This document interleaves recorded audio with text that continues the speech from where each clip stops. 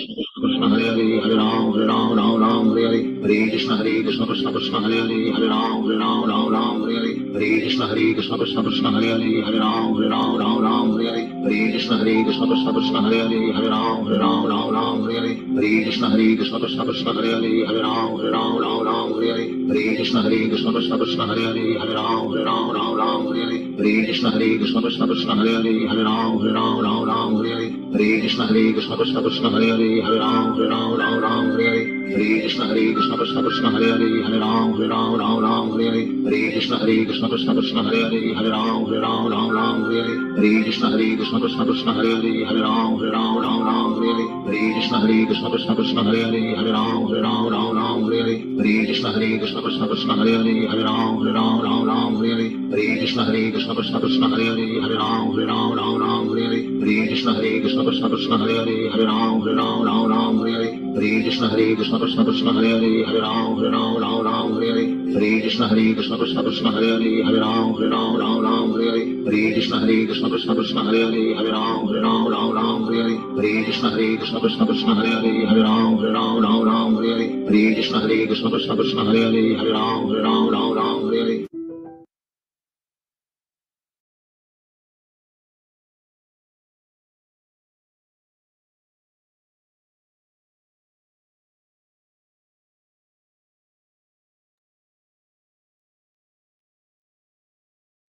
श्री कृष्ण चैतन्य प्रभु नित्यानंद श्री अद्वैत गदाधर शिवासादि गौर भक्त वृंद।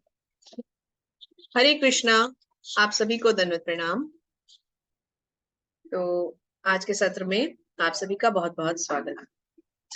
तो आज हमें तीसरा अध्याय शुरू करना है और तीसरा अध्याय है कर्मयोग। तो इससे पहले कि हम इस अध्याय में प्रवेश करें, हम श्रीमती राधा रानी को, भगवान श्री कृष्ण को, अपने गुरुजनों को, श्रील प्रभुपाद को और सभी वैष्णवों को प्रणाम करेंगे। किसके द्वारा? मंगलाचरण के द्वारा। तो आप सबसे, जैसे कि हमने चर्चा की थी कि आप भगवत गीता से मंगलाचरण को रोज पढ़ सकते हैं और अगर आप इसको याद करें तो ये बहुत अच्छा रहेगा।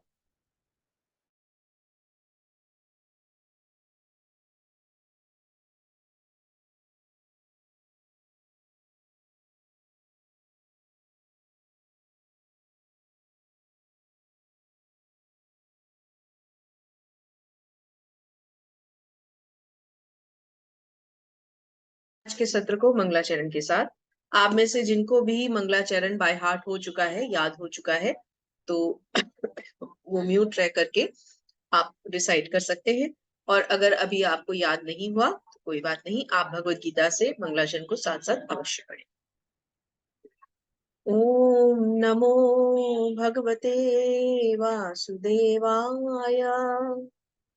ओम नमो भगवते वासुदेवाय। ओम नमो भगवते वासुदेवाय। ओम अज्ञानतिमिरान्धस्य ज्ञानाञ्जनशलाकया चक्षुरुन्मिलितं येन तस्मै श्री क्षमा तस्मै श्रीगुरुवे नमः। श्रीचैतन्यमनोभीष्टं स्थापितं येन भूतले स्वयं रूपः कदा मह्यं ददाति स्वपदान्तिकम्।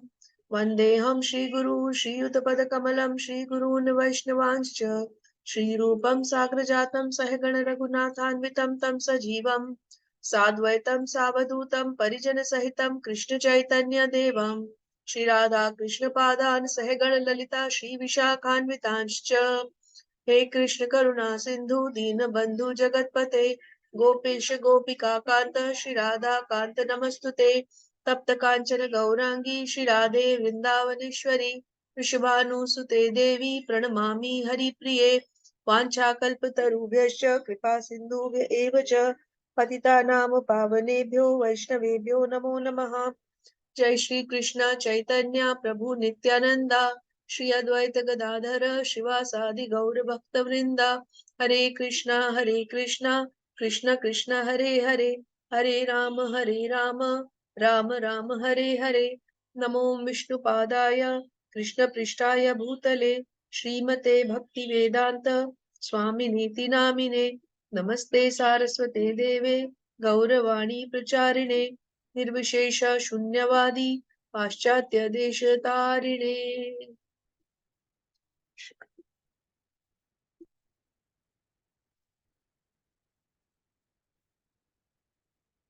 सभी शिक्षा और दीक्षा गुरुओं की जय। जगत गुरु श्रील प्रभुपाद महाराज की जय। हरे कृष्णा। आप सभी का आज के सत्र में एक बार फिर से बहुत बहुत स्वागत है। तो इससे पहले कि हम तीसरा अध्याय शुरू करें, हम पहले 2 अध्यायों का रिकैप करेंगे। हरे कृष्णा अक्षिता माता जी और पवन दुबे प्रभु जी, हरे कृष्णा, दंडवत प्रणाम। तो आप हरे दोनों को कृष्ण माता जी, दंडवत हरे प्रणाम। हरे कृष्ण माता जी, मैं आप हरे दोनों कृष्ण को माता जी दंडवत। हरे कृष्ण प्रभु जी को होस्ट कर देती हूँ।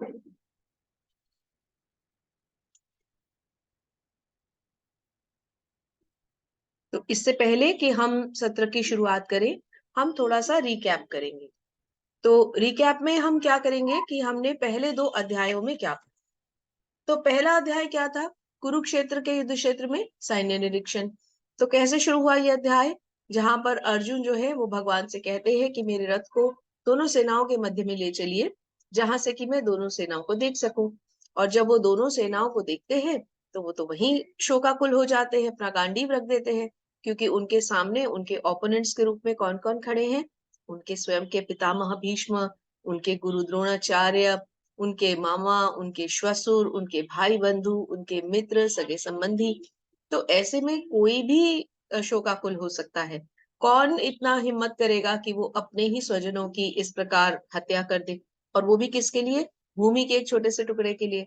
और अर्जुन तो बहुत ज्ञानी थे और प्रवृत्ति से तो पूरे साधु थे, लेकिन भगवान ने उन्हें उनका कर्तव्य याद कराया कि अर्जुन क्षत्रिय थे और उन्हें अधर्म के विपक्ष में और धर्म के पक्ष में युद्ध करना था। इसलिए भगवान ने उन्हें भगवत गीता का उपदेश देना आरंभ किया। तो पहले अध्याय में हमने 5 रीजंस पढ़े जिनके कारण अर्जुन युद्ध नहीं करना चाहते थे। जिनमें से कुछ कारण क्या थे? दया, पाप लगना, है ना। हम सेशन के एंड में क्विज की तरह क्वेश्चन आंसर्स भी करेंगे। अभी मैं रिकैप मैं कर रही हूँ स्वयं, उसके बाद हम थोड़ी सी इंटरैक्टिव करने के लिए क्वेश्चन आंसर्स भी करेंगे। तो अर्जुन को अपने स्वजनों पर दया आ रही थी।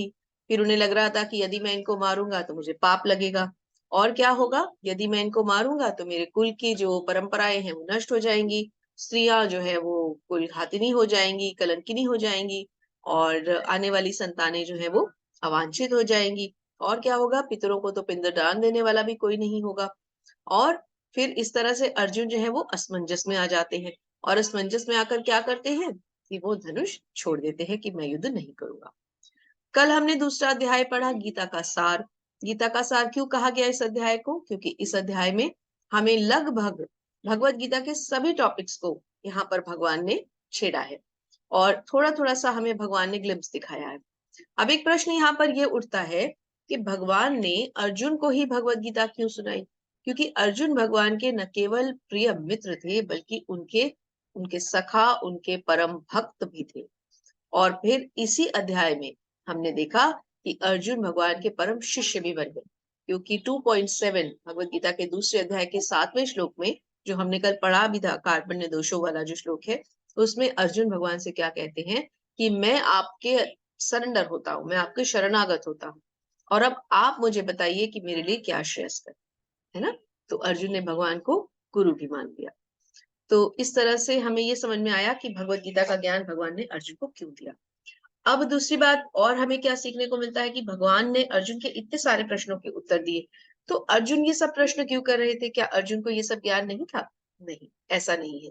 अर्जुन बहुत ज्ञानी थे, अपने युग के सबसे बड़े योद्धा थे, धनुर्धर थे, और बहुत ही कुशल राजकुमार थे। लेकिन अर्जुन ये जानते थे कि आने वाले युगों में भगवान के इस जो भी गीता के रहस्यों की स्थापना है, इसको करने के लिए ये आवश्यक है कि कोई भी कल को प्रश्न ना उठाए, तो इतने प्रश्न पूछ लिए जाएं जिनसे सबकी संतुष्टि हो सके, तुष्टि हो सके, और भगवान का जो यहाँ पर अस्तित्व दिखाया जा रहा है उसकी भी स्थापना युगों युगों तक बनी रहे, है ना। तो हमने ये 2 चीजें समझी। अब दूसरे अध्याय में हमने क्या पढ़ा? दूसरे अध्याय में हमने आत्मा का ज्ञान भी पढ़ा। क्या? कि आत्मा को कभी कोई हानि नहीं होती, आत्मा का कभी हनन नहीं होता, न उसको जलाया जा सकता है, न सुखाया जा सकता है, न शस्त्रों द्वारा उसका खंडन किया जा सकता है ना। भगवान ने श्लोक कहा था ना, नैनम छंदन्ति शस्त्राणि। तो उस श्लोक के द्वारा भगवान ने अर्जुन को ये सब बातें बताई कि तुम जिसका शोक कर रहे हो वो तो शरीर है सारे, आत्मा तो इसमें से निकल के इनका देहांतरण हो जाना है, आत्मा का तो कोई हनन होना नहीं है, तो तुम किसके लिए शोक कर रहे हो। तो अर्जुन को भगवान इस तरह से प्रिपेयर कर रहे थे कल के अध्याय में। और भगवान ने थोड़ा थोड़ा हमें ग्लिम्स भी दिखाया किसका, कर्म योग, ज्ञान योग, कि किस किस तरह से किन किन मार्गों से चलते हुए हमें भगवत प्राप्ति हो सकती है। अब भगवत गीता के हम 3 खंड कर देते हैं। कैसे? 18 अध्यायों को ठीक 3 हिस्सों में विभाजित किया जाता है। पहला खंड जिसमें 1 से लेकर 6 तक अध्याय है, दूसरा खंड जिसमें 7 से लेके 12 तक अध्याय है, और तीसरा खंड जिसमें 13 से लेके 18 तक अध्याय है। तो ये 3 खंड क्या है? पहला खंड कर्म योग, बीच का खंड भक्ति योग, और अंतिम खंड ज्ञान योग। अब कर्म योग और ज्ञान योग के बीच में भक्ति योग को रखा गया। क्यों? क्योंकि इसको आप एक ज्वेलरी बॉक्स की तरह समझे। मैं आपको दिखाती हूँ कैसे।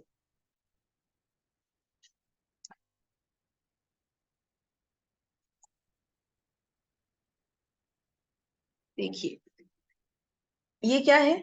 एक ज्वेलरी बॉक्स है ना। अब ये इसका ऊपर का एक सिरा है, और इसके अंदर क्या है? ज्वेलरी होती है। अब आप ये समझिए कि इसके अंदर जो सबसे ज्यादा कीमती चीज है वो क्या है? इसके अंदर रखने वाले रत्न, है ना। जो सुंदर माणिक है, रत्न है, हीरे जवाहरात है, वो हम अंदर रखते हैं। तो वो क्या हुआ? हमारे आध्यात्मिक जीवन का हीरे जवाहरात क्या है? भक्ति योग। भगवत गीता के वो हीरे जवाहरात क्या है? भक्ति योग। बेस क्या है? ज्ञान योग। और ऊपर से इसको किसने ढक रखा है? कर्म योग। तो कर्म योग, ज्ञान योग, दोनों के बीच में क्या है? भक्ति योग।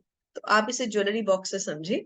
और इस तरह से पहले 6 अध्याय कर्म योग, नीचे के 6 अध्याय ज्ञान योग, और बीच का जो हमारे माणिक है, जो हमारे रत्न है, जो हीरे जवाहरात है, वो क्या है?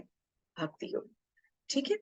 तो अब हम कर्म योग की शुरुआत करेंगे आज के तीसरे अध्याय में। इनसे संबंधित आपको कोई भी प्रश्न हो तो आप सत्र के अंत में पूछ सकते हैं। रीडिंग के लिए कृपया हैंड रेज करें। बहुत इंटरैक्टिव सेशन होता है जब आप लोग रीड करते हैं, तो आपका भी शुद्धिकरण होता है। क्योंकि देखिए, जिस वाणी से, जिस जिभा से आप भगवान का नाम लेंगे, वो जिभा शुद्ध हो जाएगी। तो इसमें कोई झिझकने की बात नहीं है। अगर आप श्लोक भी पढ़ना चाहते हैं, अब तो तीसरा दिन आ गया है, तो मैं तो आपसे ये विनती करूंगी कि आप श्लोक अवश्य पढ़ें। थोड़ा थोड़ा जोड़ जोड़ के पढ़ें, लेकिन इसी से आपके उच्चारण भी शुद्ध होंगे, आपकी वाणी भी शुद्ध होगी। ठीक है। तो मैक्सिमम लोग हैंड रेज करके रखें।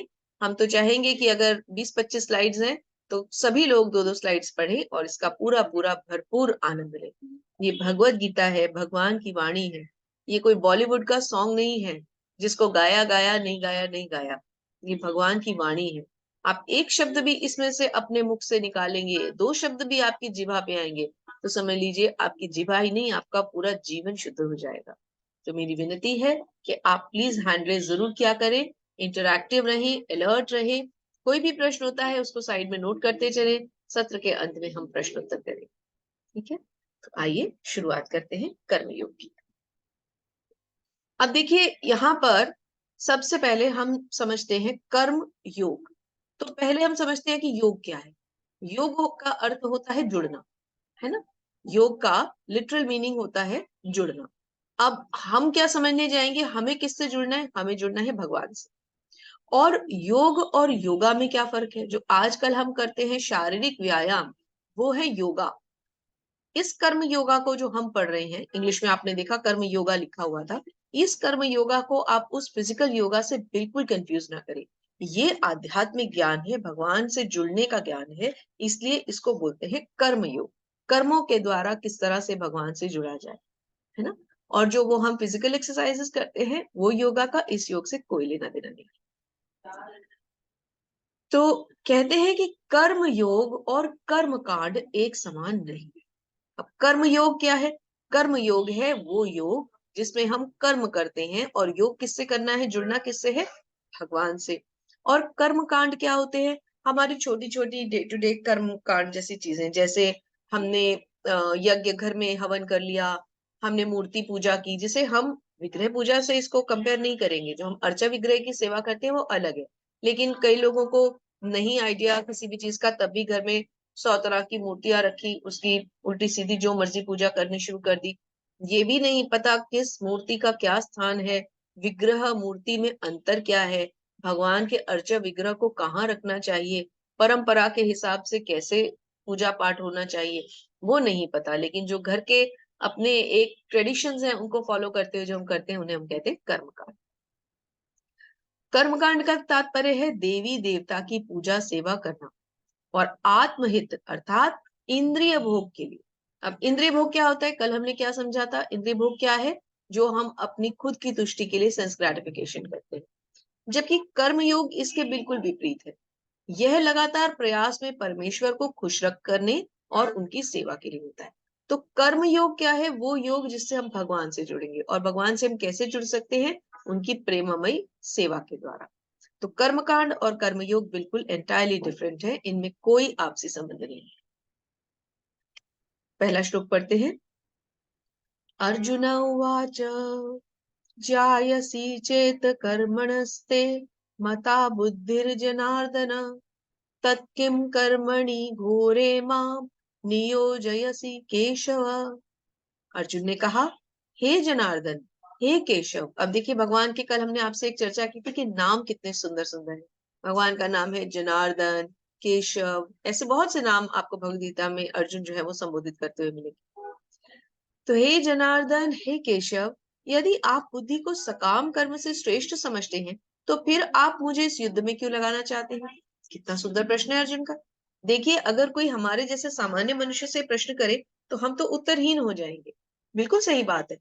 अगर आप बुद्धि को सकाम कर्म से श्रेष्ठ मानते हैं, अगर आप ये कहते हैं कि बुद्धि जो है वो सकाम कर्मों से श्रेष्ठ है, कर्म योग जो है वो सकाम कर्मों से श्रेष्ठ है, मतलब भक्ति श्रेष्ठ है, तो फिर आप मुझे युद्ध में क्यों लगा रहे हैं, भक्ति क्यों नहीं करने दे रहे? मैं तो संन्यास ले लूंगा।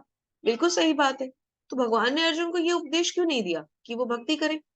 तो धीरे धीरे आपको इन प्रश्नों के उत्तर मिलेंगे। और याद रखिए, अर्जुन ये प्रश्न हमारे लिए कर रहे हैं। अर्जुन को तो सारा ज्ञान है, लेकिन वो हमारे लिए ये प्रश्न कर रहे हैं। व्यामिश्रेवेण वाक्येन बुद्धिं मोहयसीव मे तदेकं वद निश्चित्य येन श्रेयो अहमपानुयाम। तो आप लोग अगर चाहें तो भगवत गीता के शब्दार्थ से भी इसे जोड़ जोड़ के पढ़ सकते हैं, बहुत आसानी से आप श्लोक पढ़ पाएंगे। ओके, अब स्टार्ट करते हैं। वंदना माता जी, हरे कृष्णा, शुरुआत कीजिए।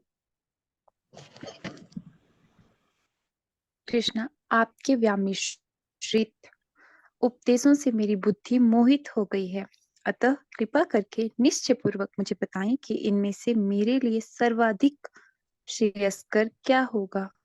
तो हरे क्या पूछ कृष्णा। रहे हैं? हरे कृष्ण। तो क्या पूछ रहे हैं अर्जुन कि अब आप मुझे बताएं, मैं तो, मेरी बुद्धि तो भ्रमित हो गई है, क्योंकि मैं, भगवान ने गीता का सारा ज्ञान उन्हें दे दिया कि आत्मा क्या है, परमात्मा क्या है, किस तीन तरह में हम परमात्मा को, भगवान को कैसे समझें। परमेश्वर, कल हमने 3 रूप पढ़े थे ना, परमेश्वर, परमात्मा और ब्रह्म। तो अगर आप मुझे ये आत्मा परमात्मा का ज्ञान दे रहे हैं और बुद्धि को सकाम कर्मों से श्रेष्ठ मान रहे हैं, तो मुझे युद्ध करने को क्यों कह रहे हैं? ये क्यों नहीं कह रहे कि वन में जाओ और भक्ति करो? अब देखिए भगवान क्या उत्तर देंगे। श्री भगवान उवाच लोके अस्मिन् द्विविधा निष्ठा पुरा प्रोक्ता मया नघ ज्ञान योगेन सांख्यानां कर्म योगेन योगिनाम्। विशाल प्रभु जी, हरे कृष्णा। हरे कृष्णा माता जी। हरे कृष्ण। श्री भगवान ने कहा, हे निष्पाप अर्जुन, मैं पहले ही बता चुका हूँ कि आत्म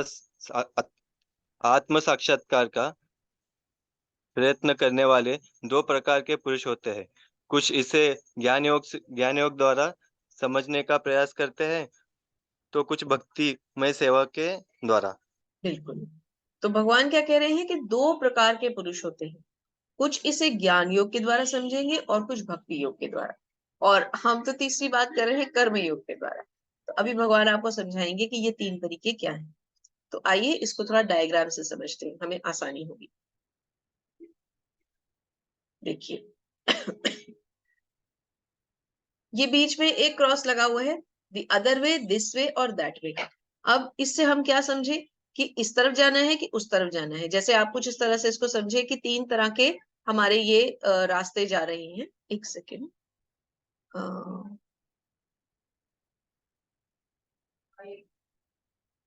एक मिनट, एक सेकेंड, स्क्रीन पे आप लोग के नाम आ जाते हैं तो मुझे थोड़ा दिखता नहीं है स्क्रीन। तो जैसे कि अब तीन रास्ते हैं हमारा, एक रास्ता कर्म योग की तरफ जा रहा है, एक ज्ञान योग की तरफ जा रहा है, एक भक्ति योग की तरफ जा रहा है। अब हमें देखना है कि हमें कौन सा रास्ता अपनाना है। आगे आगे भगवान हमें समझाएंगे। देखिए यहाँ पर इसीलिए भगवान का चित्र अर्जुन के साथ दिखाया जा रहा है कि अब अर्जुन को ये समझ नहीं आ रहा कि मैं कौन से दिस वे जाऊं कि दैट वे जाऊं, और धीरे धीरे उसको समझ में आएगा कि ये तीन रास्ते हैं क्या। तो इन तीनों रास्तों के बारे में बताया गया है यहाँ पर। देखिए पहले चित्र में क्या दर्शाया जा रहा है, पहले चित्र में, सॉरी, पहले चित्र में क्या दर्शाया जा रहा है, कोई एक मेडिटेशन करती हुई फिगर है, मतलब कहीं ध्यान में कोई बैठा है। दूसरे चित्र में हमें श्री भगवान, श्री हनुमान दिख रहे हैं। एक सेकेंड, मुझे एक्चुअली दिख नहीं रहे हैं, हाँ अब दिख रहे हैं। तो उसमें हमें श्री भगवान दिख रहे हैं, श्री हनुमान दिख रहे हैं। श्री हनुमान किसका प्रतिनिधि है, वो भक्ति के प्रतिनिधि है। क्यों? क्योंकि वो तो अपने स्वामी भक्त हैं, अपने भगवान श्री राम के लिए तो वो कुछ भी कर सकते हैं, है ना। तो अर्जुन की अब समस्या है कि वो कौन सा मार्ग अपनाए, वो भक्ति योग अपनाए या कि ज्ञान योग अपनाए। यही कहा था ना भगवान ने पिछले श्लोक में कि ज्ञान और भक्ति दो तरह से, दो प्रकार के मनुष्य होते हैं। तो आगे पढ़ते हैं। रवीना माता जी, हरे कृष्ण, कृपा करके इस तात्पर्य को पढ़ें।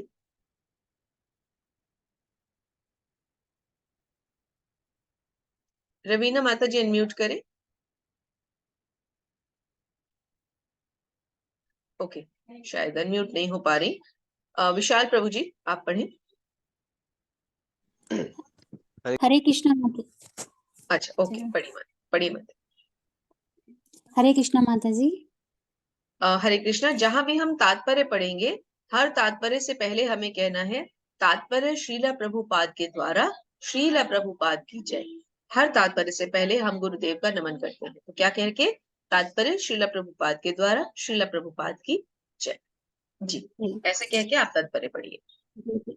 भौतिकतावादी मनुष्यों के हृदय को विमल करने के लिए जिन कर्मों का विधान किया गया है, उनके द्वारा शुद्ध हुआ मनुष्य ही संन्यास ग्रहण कर सकता है। शुद्धि के बिना संन्यास ग्रहण करने से सफलता नहीं मिल पाती।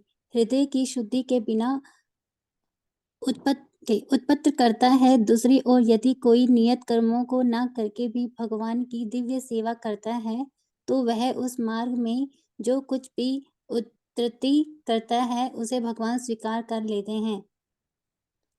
हरे न तो कृष्ण कर्म माता। से नीचे भी पढ़िए, न तो कर्म से विमुख होकर कोई कर्म फल से छुटकारा पा सकता है और न केवल संन्यास से सिद्धि प्राप्त की जा सकती है। हरे कृष्ण। तो हरे क्या कृष्ण। बताया गया है, क्या कह रहे हैं प्रभुपाद, क्या समझा रहे हैं कि भौतिकवादी मनुष्यों के हृदयों को विमल करने के लिए जिन कर्मों का विधान किया गया है, उनके द्वारा शुद्ध हुआ मनुष्य ही संन्यास ग्रहण कर सकता है। जो आजकल के तथाकथित योगी या सन्यासी हैं, उन्हें सन्यासी मत समझिए। वो अपने हृदय को शुद्ध करके नहीं आते, वो तो केवल किसी भौतिक इच्छा से ही सन्यासी बन जाते हैं। जैसे कि उनको लगता है कि इस लाइन में आने पर जो है बहुत सारे हमारे फॉलोअर्स बन जाएंगे और हमारी भी आजीविका चलती रहेगी। तो सन्यासी वो नहीं है। सन्यासी तो वो है जिसका हृदय पूरी तरह से शुद्ध है, जो हर एक को संभाव से दिखता है, जिसका मन एकदम जो है भगवान में स्थिर है। तो भगवान क्या बता रहे हैं, दूसरी ओर, एक मिनट, दूसरी ओर यदि कोई नियत कर्मों को ना करके भी, अगर कोई अपने कर्मों को नहीं करता लेकिन भगवान की दिव्य या भक्तिमय सेवा करता है, तो भगवान उसको भी स्वीकार करते हैं। तो यहाँ अर्जुन के प्रश्न का उत्तर मिला कि कर्म करना उसके लिए श्रेयस्कर है, क्योंकि भगवान ये देखेंगे कि वो अपना कर्म पूरी तरह से कर रहा है या नहीं कर रहा, अपना कर्तव्य निभा रहा है या नहीं निभा रहा। अब देखिए यहाँ इस चित्र में जो एक तथाकथित सन्यासी दिखाए गए हैं, सो कॉल्ड सन्यासी, आप देखिए वो क्या कर रहे हैं। धूम्रपान की अवस्था में वो खड़े हैं और हाथ में, उसी हाथ में उन्होंने कमंडल भी पकड़ा हुआ है। तो क्या आप इनको सन्यासी मानेंगे कि क्योंकि इन्होंने गेरुए वस्त्र पहन लिए इसलिए सन्यासी हैं? बिल्कुल नहीं। कर्मेंद्रियाणि संयम्य आस्ते मनसा स्मरन इंद्रियार्थन विमूढ़ात्मा मिथ्याचाराः स उच्यते। सृष्टि दुबे माता जी पढ़िए।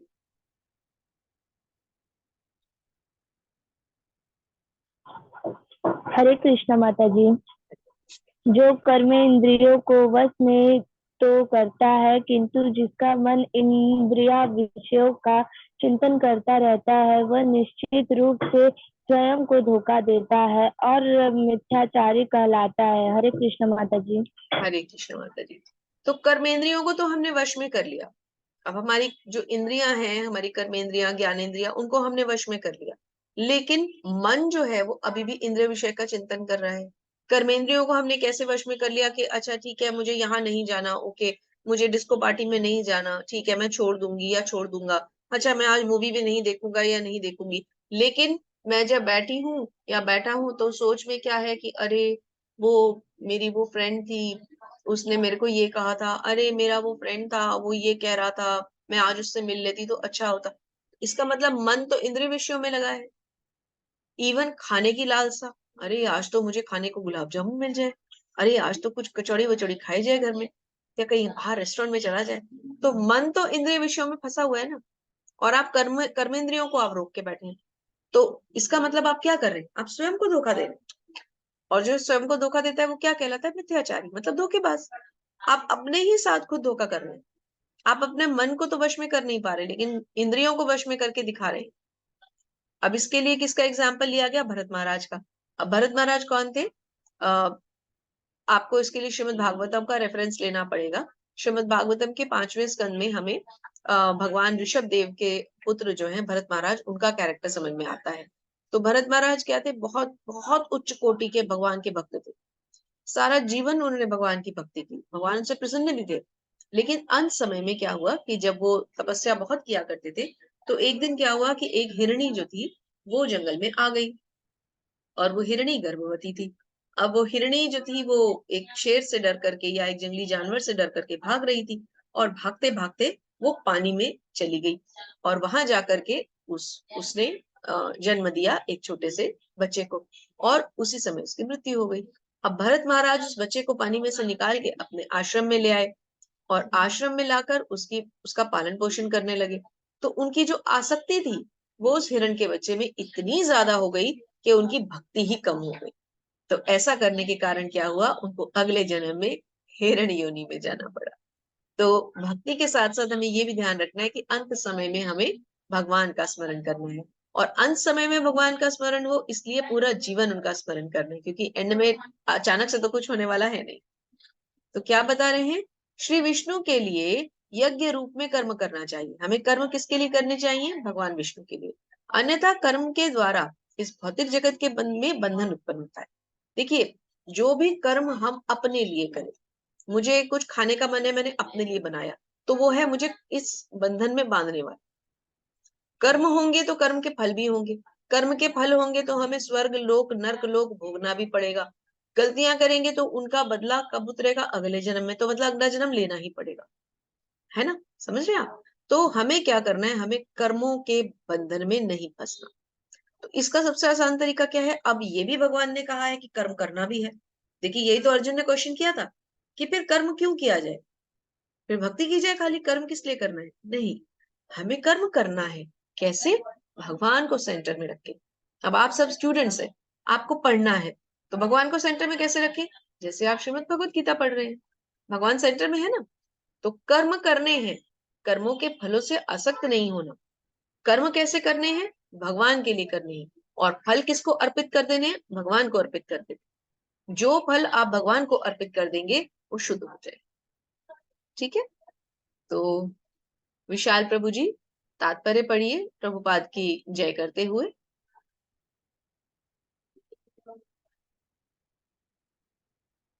विशाल प्रभु जी।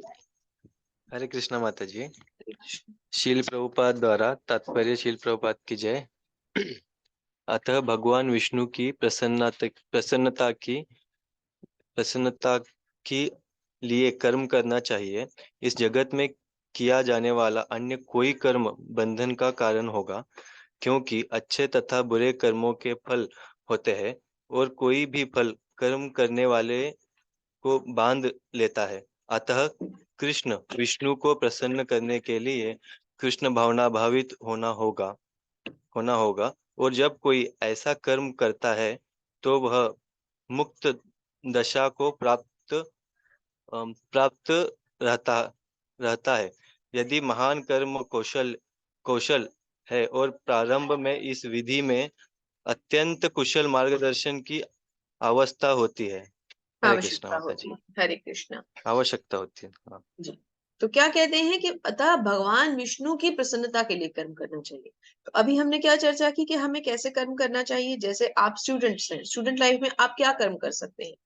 भाई आपको कॉलेज तो जाना ही है, तो अब आप कॉलेज जा रहे हैं या पढ़ने जा रहे हैं या स्कूल में जा रहे हैं या इंस्टीट्यूट में जा रहे हैं, तो अब आपका प्रश्न ये आएगा कि अब इसमें मैं जा रहा हूँ या जा रही हूँ, तो मैं इसमें कृष्णा को कैसे सेंटर में लाऊं। स्मरण के द्वारा, चिंतन के द्वारा, उनकी शिक्षाओं के मनन के द्वारा। आपको ये याद रखना है कि भगवान ने क्या कहा है कि कर्म करो, कर्तव्य पालन करो। तो अगर मैं कर्तव्य पालन कर रही हूँ तो किसके लिए, भगवान के लिए। उन्होंने क्या शिक्षा दी है कि अपने कर्तव्यों का पालन करो, पूरी तरह से कर्म करो, कर्म नहीं छोड़ने। अगर मैं कुछ अर्न कर रही हूँ, फॉर एग्जाम्पल अब आप में से कुछ लोग प्रोफेशनल हो चुके होंगे, तो अगर मैं कोई जॉब कर रही हूँ, कुछ अर्निंग्स आ रही हूँ, तो उसमें से थोड़ी सी धनराशि अलग रख दीजिए कि नहीं, ये मैं इससे मैं भगवान की सेवा करूँ। जैसे मैं कोई यात्रा करने जाऊंगी, वृंदावन धाम, श्री बरसाना धाम, श्री मायापुर धाम, श्री जगन्नाथपुरी धाम, श्री द्वारका धाम, श्री रामेश्वरम धाम, तो मैं अपनी कुछ धनराशि को अलग रखूं, किसके लिए, भगवान की सेवा के लिए। उसी धनराशि से मैं भगवान के लिए सुबह सुबह सुंदर फूल लेके आऊं, उनके लिए सुंदर सुंदर भोग बनाऊं, और भगवान के लिए वस्त्र लेके आए, है ना। तो हमें हर तरह के कर्म को भगवान के को सेंटर में रखते हुए करना है। जैसे मैं बहुत सारी पढ़ाई करनी है, अब मुझे मुझे मैं आप में से कोई एमबीबीएस या कोई हो सकता है इंजीनियरिंग कर रहा हो, तो वो सोचे अब मैं तो इंजीनियरिंग कर रहा हूँ या एमबीबीएस कर रहा हूँ, मैं भगवान को कैसे सेंटर में रखूं। नहीं, मैं जो भी पढ़ाई पढ़ रही हूँ उसका केंद्र क्या है, भगवान श्री कृष्ण। ऐसे समझ के आपको अपने जो है कर्तव्यों का पालन करना है। यज्ञों के द्वारा प्रसन्न होकर देवता तुम्हें भी प्रसन्न करेंगे और इस तरह मनुष्यों और देवताओं के मध्य सहयोग से सबों को संपन्नता प्राप्त होगी। तो यज्ञ, जब हम यज्ञ करते हैं तो यज्ञ से कौन प्रसन्न होते हैं, देवता। जब देवता प्रसन्न होंगे तो फिर वो आपकी मनोकामनाएं भी पूरी करेंगे, है ना। तो तात्पर्य पढ़ते हैं श्रील प्रभुपाद के द्वारा उनकी जयकार करते हुए। वंदना माता जी, तात्पर्य पढ़िए।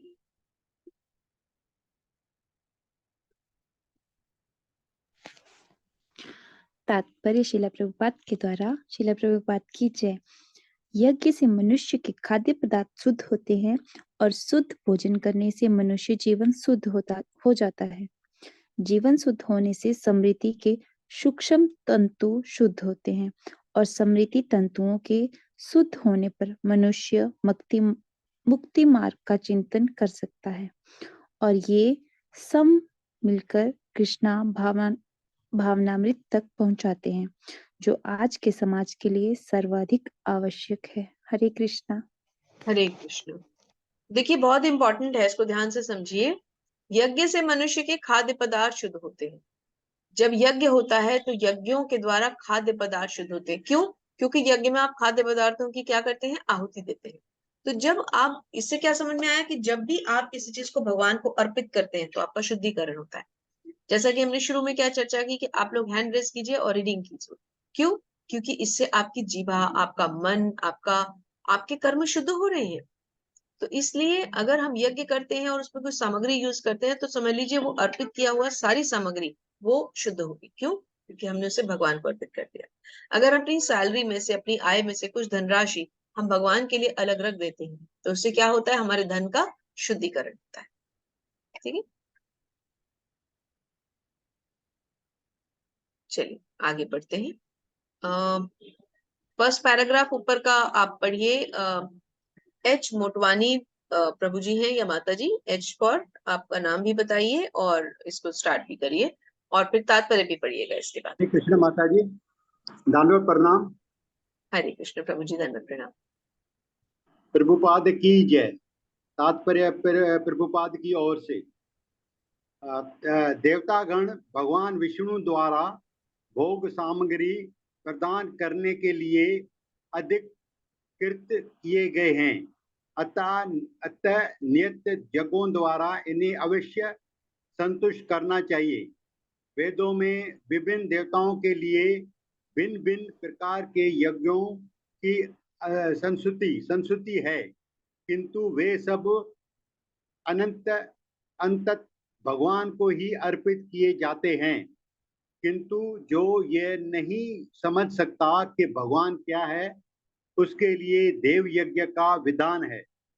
अनुष्ठानकर्ता के भौतिक गुणों के अनुसार वेदों के विभिन्न प्रकार के यज्ञों का विधान है। विभिन्न देवताओं की पूजा भी उसी आधार पर अर्थात गुणों के अनुसार की जाती है। हरे कृष्ण माता जी। हरे कृष्ण प्रभु जी।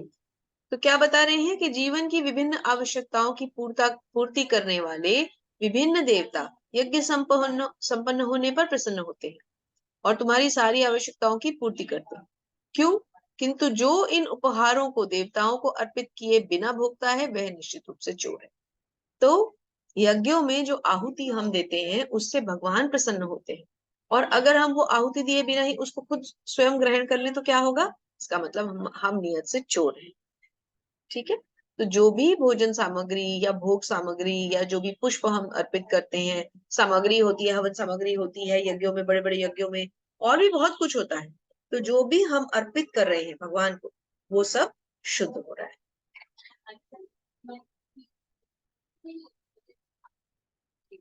यज्ञ शिष्टाशिनः सन्तो मुच्यन्ते सर्वकिल्बिषैः भुञ्जते ते त्वघं पापा ये पचन्त्यात्म कारणात्। भगवान के सभी भक्त सभी प्रकार के पापों से मुक्त हो जाते हैं, क्योंकि वे यज्ञ में अर्पित किए भोजन अर्थात प्रसाद को ही खाते हैं। कोई भी भक्त होगा वो बिना भोग लगाए नहीं खाएगा। जब भगवान भोग लगा लेते हैं तो फिर वो भोजन नहीं रह जाता, प्रसाद बन जाता है। अन्य लोग जो अपने इंद्रिय सुख के लिए भोजन बनाते हैं वे निश्चित रूप से पाप खाते हैं। तो ये हमें समझना है कि जो लोग भगवान को अर्पित किए बिना खाते हैं वो पाप खाते हैं। तो आपको ये समझना पड़ेगा कि अभी तक अगर आप भोग नहीं लगा रहे तो आपको भोग लगाना चाहिए और बिना भोग लगाए नहीं खाना चाहिए। इसके लिए आप क्या कर सकते हैं, एक पुस्तक है कृष्ण भावनामृत की ओर पहला कदम, आप ISKCON बेंगलुरु से कांटेक्ट करके वहां से मंगवा सकते हैं। शायद उनके वेबसाइट पे आपको मिल जाएगी, नहीं तो वहां पे फोन कर लीजिएगा, आपको कोई ना कोई हेल्प मिल जाएगी। और आप पुस्तकें जितनी भी आप आध्यात्मिक पुस्तकें, हमारे वैष्णवों की पुस्तकें मंगवाएं, श्रील प्रभुपाद की पुस्तकें मंगवाएं, वो सब आप टेम्पल से मंगवाएं। इससे क्या होगा? वही बात जो अभी हम बार बार चर्चा कर रहे हैं कि आपकी धनराशि शुद्ध होगी। आप अगर भगवान की पुस्तक खरीद रहे हैं तो आपकी धनराशि का शुद्धिकरण होता है। और ISKCON बेंगलुरु से क्यों मंगवाए? क्योंकि हम उनके बहुत आभारी हैं, कृतज्ञ हैं, क्योंकि वो हमें इतना बड़ा जो है नेक्टर दे रहे हैं, इतना हमें अमृत दे रहे हैं, ज्ञान अमृत जो वो हमें दे रहे हैं। तो इसके लिए हम थोड़ी सी अपनी कृतज्ञता निभाने के लिए क्या छोटा सा ये भी नहीं कार्य कर सकते कि एटलीस्ट पुस्तकें हम वहीं से मंगवाएं, है ना? तो इसमें यही हमें बताया गया है कि जो भी भोजन आप बिना भोग लगाए खाते हैं, तो मैंने आपसे क्यों कहा कि कृष्ण भावनामृत की ओर पहला कदम पढ़ें, क्योंकि आपको उसमें ये नियम समझ में आएंगे। जो नए लोगों के लिए नियम है, भोग कैसे लगाना है, तिलक कैसे लगाना है, आपको कंठी माला कैसे पहननी है, जप कैसे करना है, ये सब कुछ उस बुक में आपको मिलेगा। वो एक नए लोगों के लिए, नव जिज्ञासुओं के लिए एक मैनुअल है, तो वो जरूर मंगवाएं और जरूर पढ़ें। जी वंदना माता जी, पहले अनुवाद भी पढ़िए फिर तात्पर्य भी पढ़िए। हरे कृष्ण।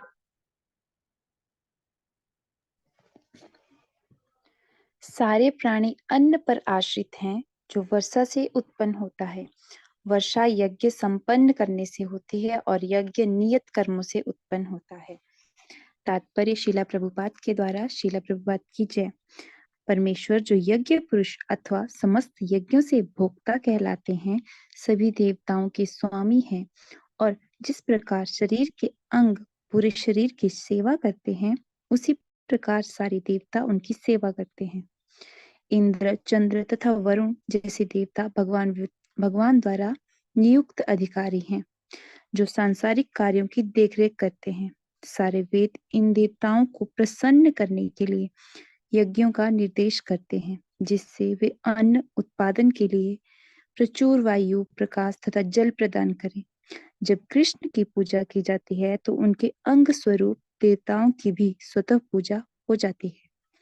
अतः देवताओं की अलग से पूजा करने की आवश्यकता नहीं होती। इसी हेतु कृष्ण भावना भावित भगवत भक्त सर्वप्रथम कृष्ण को भोजन अर्पित करते हैं और तब खाते हैं। यह ऐसी विधि है जिससे शरीर का आध्यात्मिक पोषण होता है। हरे कृष्ण। तो क्या बताया जा रहा है कि जो कृष्ण भक्त है वो कभी भी बिना भगवान को भोग लगाए, यहाँ तक कि वो जल भी बिना भोग लगाए नहीं पीता। अब जैसे आप जब भक्ति में आगे बढ़ेंगे तो आप क्या करेंगे कि सुबह उठ के आप भगवान को पहले भोग लगाया करेंगे। तो वो जो जल है वो फिर आप ऐसे एक पात्र में रख लें जिसमें से कि आपने सपोज आप आरओ से अपनी बॉटल्स भर रहे हैं, तो ठीक है भरिए, कोई बात नहीं। लेकिन वो जो भगवान का आपने भोग लगा हुआ जल है उसको आप थोड़ा थोड़ा करके अपनी सभी बॉटल्स में डाल दीजिए। उससे आपका सारा घर का जल शुद्ध हो जाता है। या आप किसी बड़े मटके को अगर यूज कर रहे हैं तो उसमें आप वो जल भर दीजिए और उससे फिर आप आगे फर्दर अपना पीने का पानी लेते रहिए। इसी तरह से भोजन, आप जो भी भोजन करते हैं उसको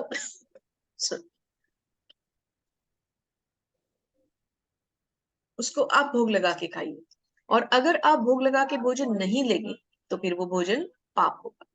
अब इससे हम अन्न के बारे में समझते हैं। भोजन से हम वापस कहाँ जा रहे हैं? अन्न पे। सारे प्राणी अन्न पर आश्रित है। अन्न कहाँ से आता है? वर्षा से। वर्षा कहाँ से आती है? यज्ञों के संपन्न होने से। तो इसका मतलब यज्ञ नियत कर्मों से उत्पन्न होता है।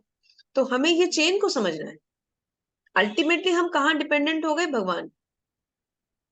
अल्टीमेटली कहाँ डिपेंडेंट हो गए हम? भगवान पे आश्रित। हमें आश्रय किसका लेना है? केवल भगवान का। ये सब तो चेन चलती रहेगी भौतिक जगत में, लेकिन हमें एक ही आश्रय पे डिपेंडेंट रहना है, और वो कौन है? स्वयं श्री भगवान। और देवी देवताओं के बारे में ज्यादा नहीं सोचना। क्यों? इसको दो एग्जाम्पल से समझिए। जैसे अगर आपको किसी पेड़ को सींचना है तो क्या आप पेड़ के तने में, उसकी पत्तियों पे, उसकी टहनियों पे जल देंगे या कि आप उसकी जड़ में जल देंगे? बताइए, आप में से कौन थोड़ा सा अनम्यूट करके मुझे बताएं। आपको एक पेड़ को जड़ सींचना है जी, जड़ किसने में कहा? देते हैं वंदना पानी। माता जी। Correct, absolutely correct. आप जड़ में पानी देंगे। अब दूसरा क्वेश्चन, यदि आपको भूख लगी है तो क्या आप आंख को, कान को, नाक को अलग अलग खाना खिलाते हैं या कि उदर में खाना देते हैं? मुंह के द्वारा उदर को देते हैं, पेट को देते हैं? उधर को। उदर को। इसी तरह से हमें भगवान की जब प्रार्थना करनी है तो हमें केवल भगवान की भक्ति करनी है। जब हम उदर को खाना देते हैं तो बाकी सारे अंग को स्वतः खाना मिल जाता है। जब हम पेड़ की जड़ में जल देते हैं तो हर पत्ती, हर शाख, हर डाल तक स्वयं जल पहुंच जाता है। यही हमें समझना है कि जब हम भगवान की भक्ति कर रहे हैं तो हमें देवी देवताओं की अलग से भक्ति करने की कोई आवश्यकता नहीं। क्यों?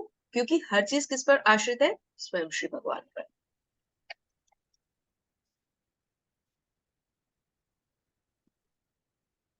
देखिए, अब इसको आप चक्र के साथ समझते हैं। आइए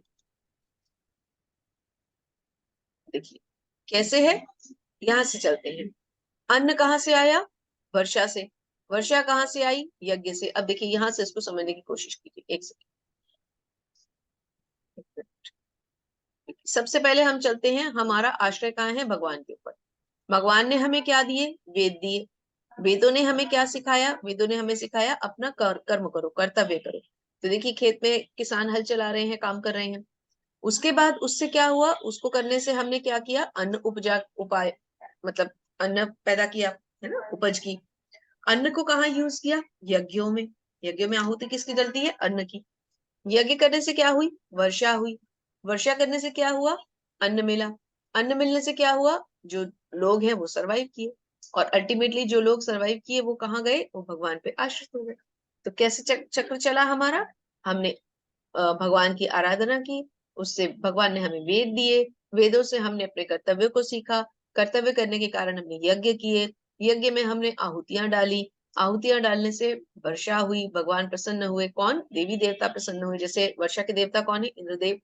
तो वो प्रसन्न हुए, उन्होंने हमें वर्षा दी, वर्षा ने हमें अन्न दिया, अन्न से हमें भोजन मिला, और हम खा करके फिर किस पर आश्रित हुए? वापस श्री भगवान पर। तो उम्मीद करते हैं कि आपको चार्ट समझ में आया होगा। अब ये बीच में हम एक श्लोक पढ़ते हैं जो कि हम बार बार जब हम हरे कृष्ण महामंत्र पढ़ते हैं तब भी हम हर माला से पहले और हर माला के बाद इस श्लोक का उच्चारण करते हैं। क्या है ये श्लोक? जय श्री कृष्ण चैतन्य प्रभु नित्यानंदा श्री अद्वैत गदाधर शिवासादि गौर भक्त वृंदा। चैतन्य महाप्रभु के सभी पार्षदों के नाम। चैतन्य महाप्रभु स्वयं, नित्यानंद प्रभु, अद्वैत प्रभु, गदाधर प्रभु, श्रीवास प्रभु और आदि मतलब और एटसेट्रा और भक्त वृंद जो उनके साथ उनके डिवोटीज हैं। हरे कृष्णा कृष्ण कृष्ण हरे हरे, हरे राम राम राम हरे हरे। तो हर माला से पहले और बाद में आप इसका जप अवश्य करें। अब इसको समझ लीजिए। सबसे पहले आप शरीर के स्तर पे समझेंगे हर चीज को, उसके बाद फिर इंद्रियों के स्तर पर समझेंगे, उसके बाद नेक्स्ट कहाँ समझेंगे? मानसिक स्तर पर, फिर प्रज्ञात्मक स्तर मानी इंटेलेक्चुअल जो आपकी इंटेलिजेंस है उसके स्तर पर, और फिर फाइनली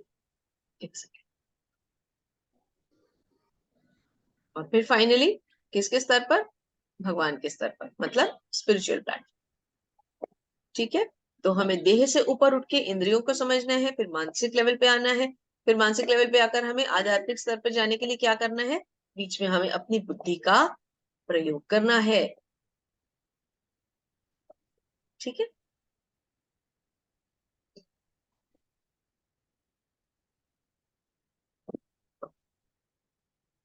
आप में से श्लोक कौन पढ़ना चाहेंगे?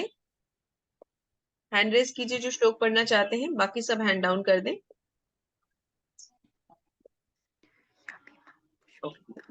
यस प्रभु जी,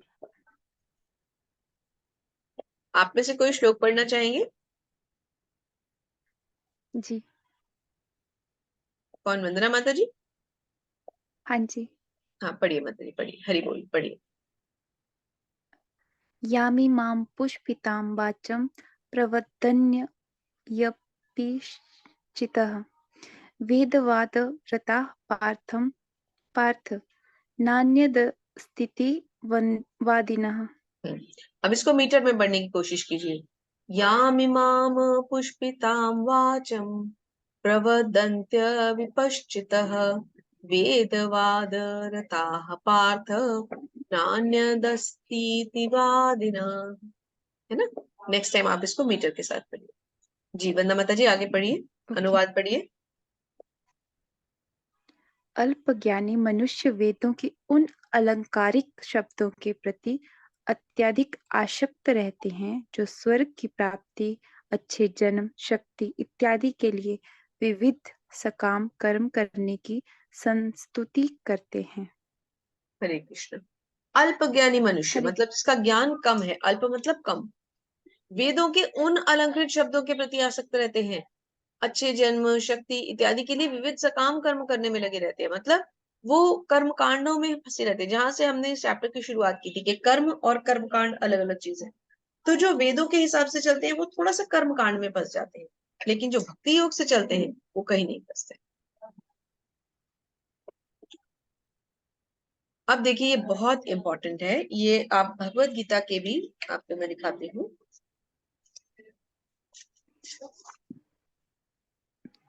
जब आप भगवत गीता खोलेंगे तो उसमें आपको कुछ पिक्चर्स मिलेंगी अध्याय 1 शुरू होने से पहले। उसमें ये लगभग मेरा का लास्ट पिक्चर है, ये मैं निकालती हूँ। लास्ट नहीं है, शायद 3-4 पिक्चर्स पहले हैं। शुरू से मेरे ख्याल 5वीं या 6ठी पिक्चर है। देखिए ये पिक्चर आपको यहाँ मिल जाएगी। देखिए आप सबने, तो इस पिक्चर में आपको क्या समझ में आया? आइए स्क्रीन पे समझते हैं। तो देखिए ये एक रथ दिखाया गया है। अब रथ को हम कैसे समझे? रथ है हमारा ये शरीर। ठीक है, रथ को कौन खींचता है? रथ को घोड़े खींचते हैं। अब आप सोच रहे होंगे कि इन घोड़ों पे किसी पे आंख बनी है, किसी पे नाक बना है, किसी पे कान बना है। तो ये क्या है? ये हमारी इंद्रियां हैं। जो ये घोड़े हैं ये हमारी इंद्रियां हैं। ठीक है, अब इन इंद्रियों की जो घोड़ों को कौन टाइट करता है? लगाम, है ना? घोड़ों को कौन टाइट करता है? लगाम। तो वो लगाम क्या है? वो लगाम हमारा मन है।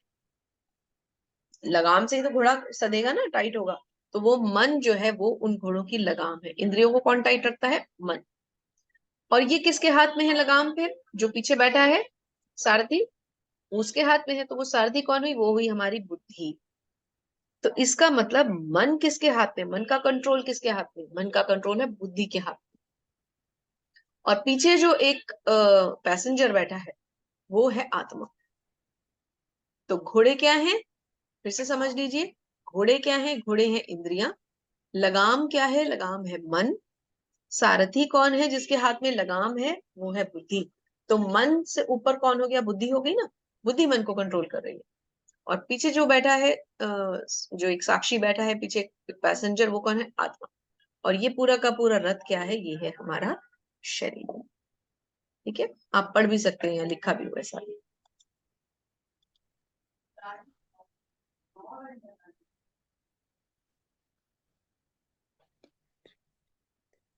ठीक है, यस माता जी। पढ़िए, सृष्टि दुबे माता जी पढ़िए।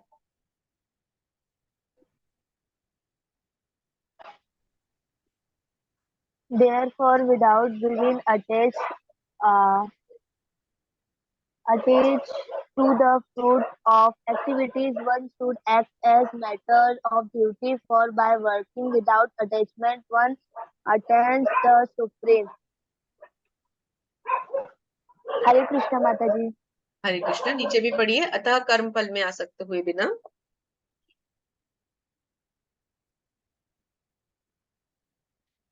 चलिए मैं पढ़ देती हूँ।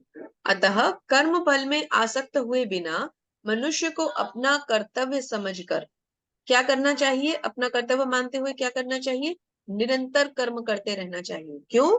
क्योंकि अनासक्त होकर कर्म करने से परम ब्रह्म की प्राप्ति होती है। तो हमें कोई भी कर्म जो भी करना है उसमें कोई भी आसक्ति नहीं रखनी, अटैचमेंट नहीं रखनी। अटैचमेंट के बिना करने हैं कर्म। और फिर कर्मों को किसको अर्पित कर देना है? कर्म के फलों को भगवान को अर्पित कर देना है। यद्यदाचरित, अच्छा कोई पढ़ना चाह रहे थे, श्लोक कौन पढ़ना चाह रहे थे? वंदना माता जी, आप पढ़ना चाहती हैं दोबारा? जी। यद्यदाचरति श्रेष्ठस्तदेवेतरो जनः स यत् प्रमाणं कुरुते लोकस्तदु न वर्तते। आगे भी पढ़ी। महापुरुष जो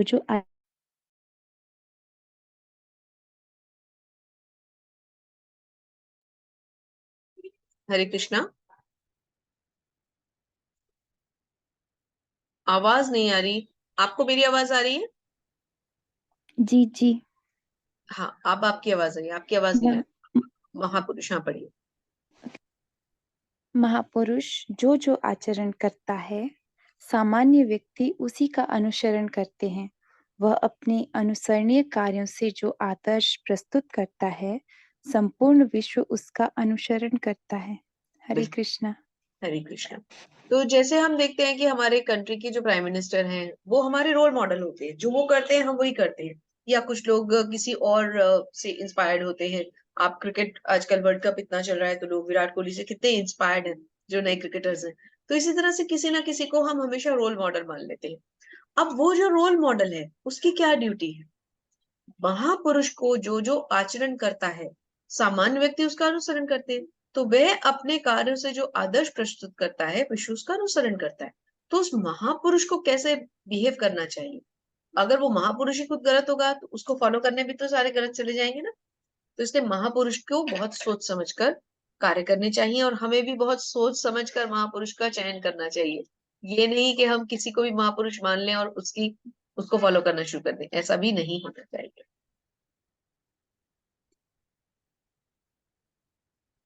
जीवात्मा अहंकार के प्रभाव से मोहग्रस्त होकर अपने आप को समस्त कर्मों का कर्ता मान बैठता है, जबकि वास्तव में वे प्रकृति के 3 गुणों के द्वारा संपन्न किए जाते हैं। तो जीवात्मा जो हम है, जो जीव है, अब वो क्या सोचता है? जो हमारे अंदर आत्मा है वो क्या सोचता है? मैं करता हूँ, आई एम द डूअर। लेकिन वो डूअर नहीं है। हर काम के कर्ता तो भगवान है। वही करता है, वही कारण है, वही कारक है, वही भोगता है।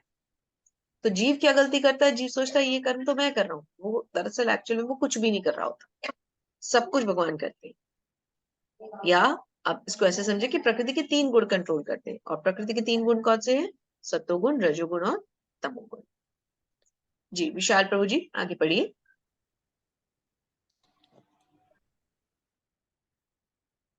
हरे कृष्णा माता जी। हरे कृष्ण। शील प्रभुपाद की तात्पर्य, शील प्रभुपाद की जय हो। अर्जुन ने कहा, हे क्या, वृष्णिवंशी। हे वृष्णिवंशी, मनुष्य न चाहते हुए भी पाप कर्मों के लिए प्रेरित क्यों होता है? ऐसा लगता है कि उसे बलपूर्वक उनमें लगाया जा रहा है। हरे कृष्ण माता जी। हरे कृष्णा। तो ये प्रश्न सबके मन में आता होगा कभी ना कभी, कि जब भगवान हमारे साथ है, हमारे हृदय में परमात्मा रूप में स्थित है, तो फिर हम गलत काम करते क्यों हैं? कौन है जो हमें अंदर से ये कहता है कि गलत करो? हमारे अंदर तो भगवान बैठे हैं। तो जो लोग गलत काम करते हैं, कौन कहता है उनको अंदर से? उनके परमात्मा उन्हें गलत काम की स्वीकृति क्यों देते हैं? देखिए, तभी हम बार बार एक बात पे एम्फेसिस करते हैं कि अर्जुन को तो सारा ज्ञान था। ये सब बातें अर्जुन हमारे लिए पूछ रहे हैं, क्योंकि वो जानते हैं कि आगे आने वाले समय में लोग इतने बुद्धिमान नहीं होंगे। जी श्लोक पढ़ेंगे आप विशाल प्रभु जी?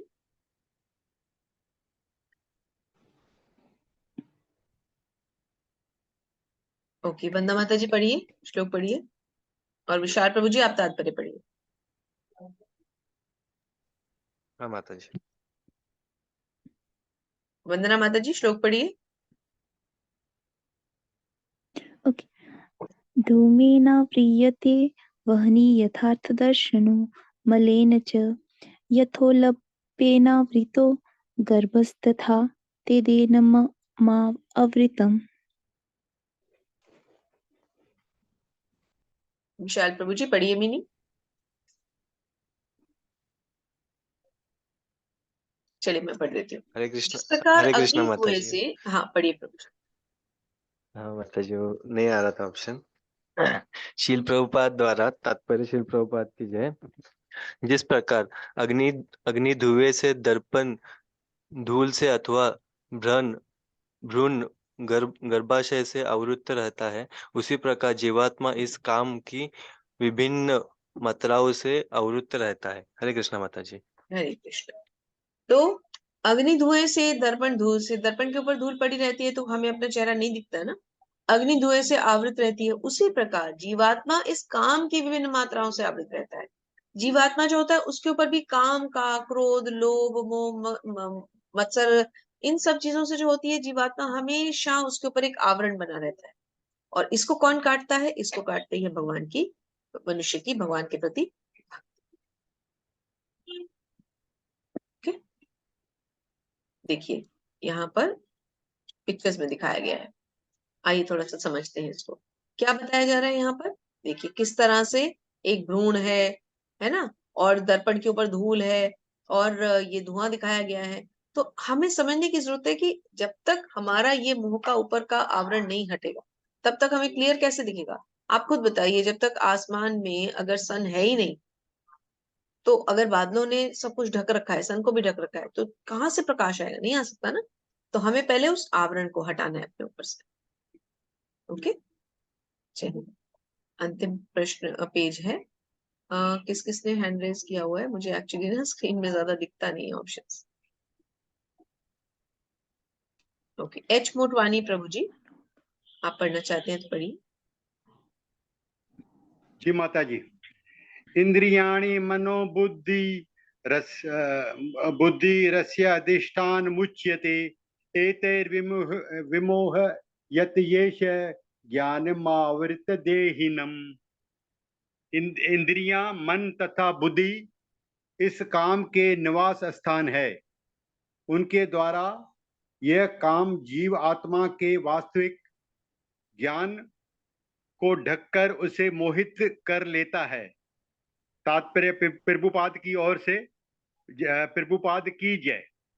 भगवान कृष्ण उन स्थानों को संकेत कर रहे हैं जिससे शत्रु को जीतने वाला यह जान ले कि शत्रु शत्रु कहाँ पर है? मन समस्त इंद्रियों के कार्यकलापों का केंद्र बिंदु है। अतः जब हम इंद्रिय विषयों के संबंध में सुनते हैं तो मन इंद्रिय तृप्ति के समस्त भावों का आगार बन जाता है। इस तरह मन तथा इंद्रियां काम की शरण स्थली बन जाते हैं। इसके बाद बुद्धि ऐसी काम पूर्ण रुचियों की राजधानी बन जाती है। बुद्धि आत्मा की निकट पड़ोसन है। काममय बुद्धि से आत्मा प्रभावित होती है, जिससे उसमें अहंकार उत्पन्न होता है। वह पदार्थ से तथा इस प्रकार मन तथा इंद्रियों से अपना तदात्मय कर लेता है। आत्मा को भौतिक इंद्रियों का भोग करने की लत पड़ जाती है, जिसे वह वास्तविक सुख मान बैठता है। हरे कृष्ण माता जी। हरे कृष्ण प्रभु जी, बहुत बहुत धन्यवाद। तो देखिए, प्रभुपाद ने कितने अच्छे से समझा दिया है कि भगवान उन स्थानों का संकेत कर रहे हैं जिससे शत्रु को जीतने वाला ये जान ले कि शत्रु कहाँ पर है। अब हमारे लिए हमें सबसे बड़ा हमारा शत्रु और हमारा सबसे बड़ा मित्र कौन है? हमारा मन। क्यों? क्योंकि यदि हमारा मन हमारे कंट्रोल में होगा तो मन क्या था? मन लगाम था। और किसको पकड़ा हुआ था लगाम ने? इंद्रियों को, जो घोड़े थे। तो अगर हमारा मन हमारे वश में होगा तो हम इंद्रियों को भी अपने वश में कर पाएंगे। फिर हम इंद्रिय विषयों के बारे में सोचेंगे भी नहीं। तो फिर हम काम क्रोध लोभ के प्रति हमारी कभी भी कोई आसक्ति हो ही नहीं सकती। हम किसी के प्रति ज्यादा आसक्त नहीं होंगे तो काम इच्छा नहीं होगी। काम इच्छा नहीं होगी तो क्रोध भी नहीं आएगा। क्रोध भी नहीं आएगा तो लोभ नहीं होगा, मोह नहीं होगा। तो इसका मतलब जीवन जो है वो बहुत ही सुदृढ़ स्थिर हो जाएगा। तो हमें सबसे पहले मन को कंट्रोल में करना है। अब देखिए, मन को कंट्रोल में करना कोई इतना आसान तो है नहीं। तो क्या किया जाए? मन को कंट्रोल करने के लिए मन को भगवान की सेवा में लगा दिया जाए। उनका चिंतन, उनके रूप का ध्यान। अच्छा, भगवान तो द्विभुज रूप है, उन्होंने श्याम सुंदर रूप धारण किया है, बंसी पकड़ी हुई है। थोड़ा सा उनके रूप का चिंतन करें, वो वृंदावन में कैसी लीलाएं कर रहे होंगे। तो ये सब सोचने से कहीं ना कहीं हमारा मन जो है वो भगवान की सेवा में लगना शुरू हो जाता है और उसके बाद वो हमारा मित्र बन जाता है। काममय बुद्धि से आत्मा प्रभावित होती है। इवन आत्मा तक पे प्रभाव हो जाता है अगर हम बहुत टाइम तक काममय बुद्धि के साथ रहें। तो हमें मन और बुद्धि को भगवान की सेवा में लगाना चाहिए, जिससे कि हमारा मन, हमारी बुद्धि, हमारी इंद्रियां, हमारे इंद्रिय विषय खत्म हो जाए, आसक्ति खत्म हो जाए। इसलिए हे भरतवंशियों में श्रेष्ठ अर्जुन, प्रारंभ में ही इंद्रियों को वश में करके इस पाप का महान प्रतीक अर्थात काम का दमन करो। तो भगवान ने क्लियर कट यहाँ पर कह दिया है कि काम का दमन करो। अब अगर आप अपने अंदर चेंजेस चाहते हैं तो आपको काम का दमन करना ही पड़ेगा। यस, सृष्टि दुबे माता जी पढ़िए।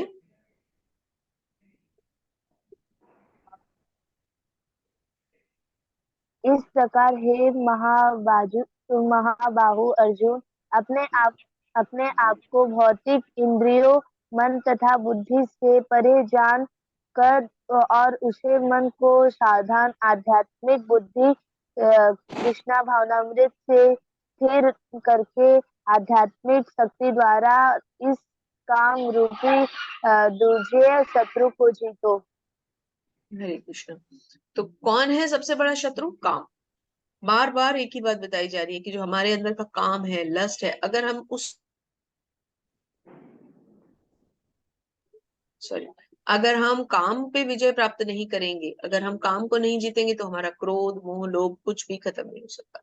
तो इस शत्रु को हमें जीतना है, इस पे हमें विजय प्राप्त अवश्य करनी है। तो अब श्री प्रभुपाद के कुछ शब्दों को हम सब पढ़ेंगे। तो कौन पढ़ना चाहते हैं आप में से? सृष्टि दुबे माता जी। हरे कृष्ण माता जी, अनम्यूट करें।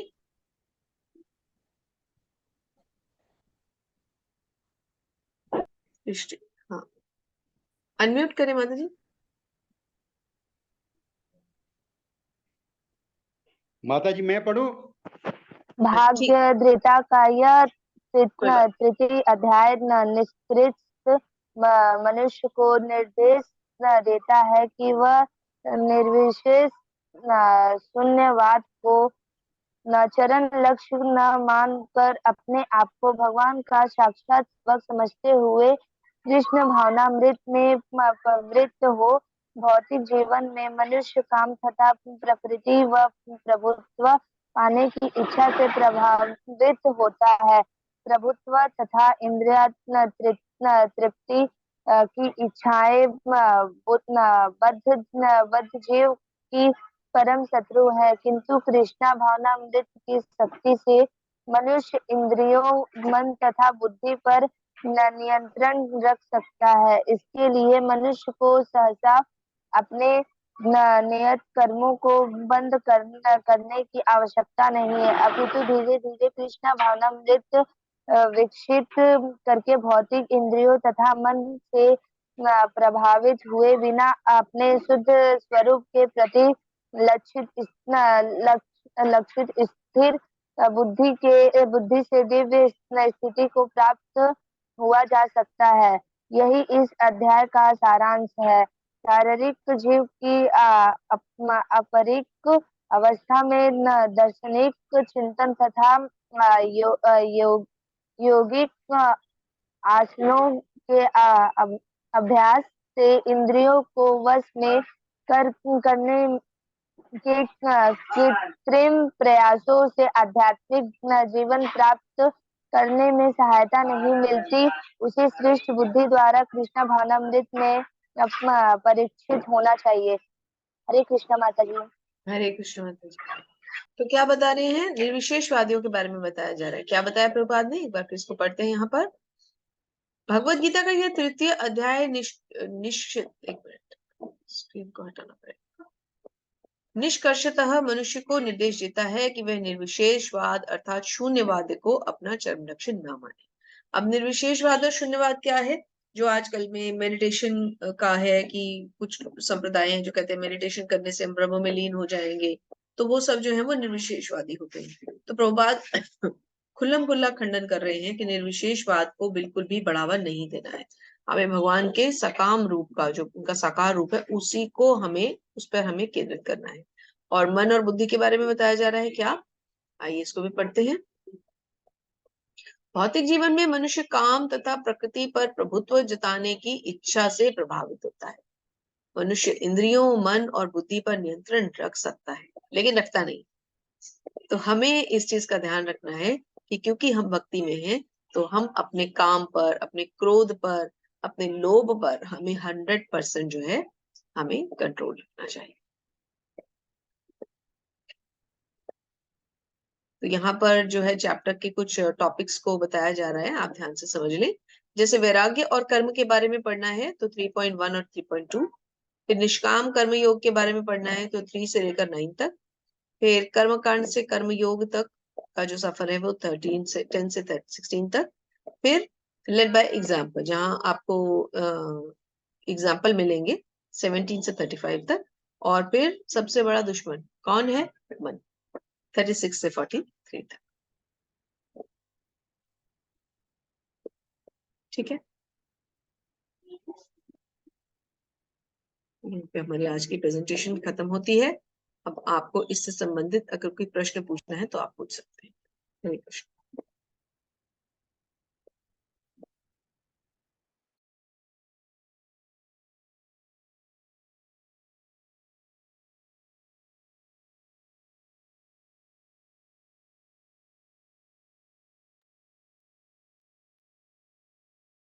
हरे कृष्ण।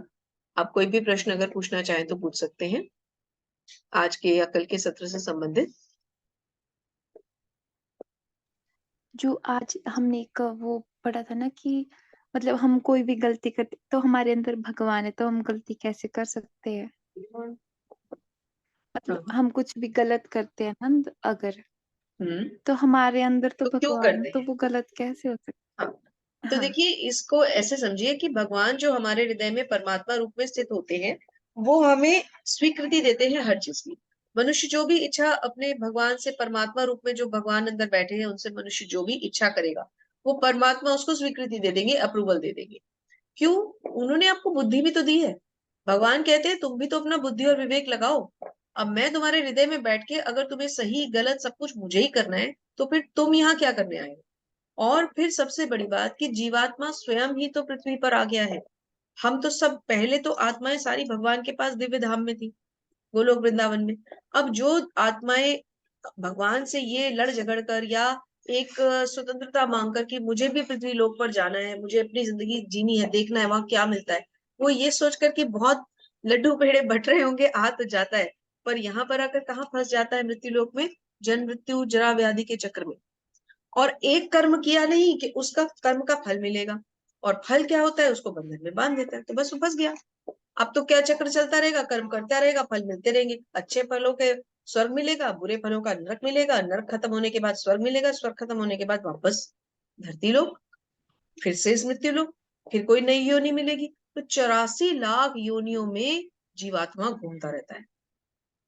फिर उसके उसको बाद कहीं मोक्ष एक बार प्राप्ति मनुष्य, होती है। हाँ, फिर उसको मनुष्य योनि मिलती है। मनुष्य योनि में क्या होता है, मनुष्य योनि में भगवान सबसे ज्यादा, मनुष्य योनि को भगवान ने एडवांटेज दिया है। क्यों? क्योंकि मनुष्य की चेतना बाकी सभी योनियों की चेतना से ज्यादा है। अब भगवान हृदय में तो अभी भी मौजूद है परमात्मा रूप में, लेकिन वो किसी भी आपको अच्छे या बुरे कार्य के लिए रोकते नहीं। वो आपको हर चीज के लिए पहले से उनका अप्रूवल प्री सैंक्शनड है, जाओ भाई करो जो तुम्हें करना है। ये ऐसे समझिए कि जैसे एक पिता से एक छोटा बच्चा है, वो चंचल है, अब वो उनकी गोद से उतरने की बार बार जिद कर रहा है, तो एक बार दो बार माता पिता मना करते हैं कि नहीं मत उतरो नीचे, तुम्हारे पैर में कांच चुभ जाएगा, मत उतरो तुम गिर जाओगे, मत उतरो भीड़ में खो जाओगे। लेकिन ऐसे जिद्दी बच्चे होते हैं ना, माँ बाप का हाथ छुड़ा के भाग जाते हैं। तो हम जो जीवात्माएं हैं, हम भी ऐसे जिद्दी बच्चे जो भगवान का हाथ छुड़ाकर यहाँ मृत्यु लोक में आके फंस गए हैं। लेकिन इससे घबराने की कोई जरूरत नहीं। यही मनुष्य योनि सबसे ज्यादा सार्थक है यदि हम इसका सदुपयोग करें तो हम पाप क्यों करते हैं? क्योंकि भगवान हमें, हम जो भी अंदर परमात्मा से पूछते हैं वो कहते हैं ओके स्वीकृति है करो। हमें अपना विवेक अपनी बुद्धि लगानी है। बुद्धि को टाइट रखेंगे तो हमारी लगाम यानी हमारा मन टाइट रहेगा। मन टाइट रखेगा तो घोड़े इधर उधर भागेंगे नहीं। तो पाप कर्म इसलिए हो जाता है क्योंकि भगवान हमें मना नहीं करते, हम अपना विवेक नहीं लगाते। ठीक है माता जी। हाँ जी। और कोई प्रश्न? विशाल प्रभु जी हैंड रेस किया है, कोई प्रश्न है तो पूछिए।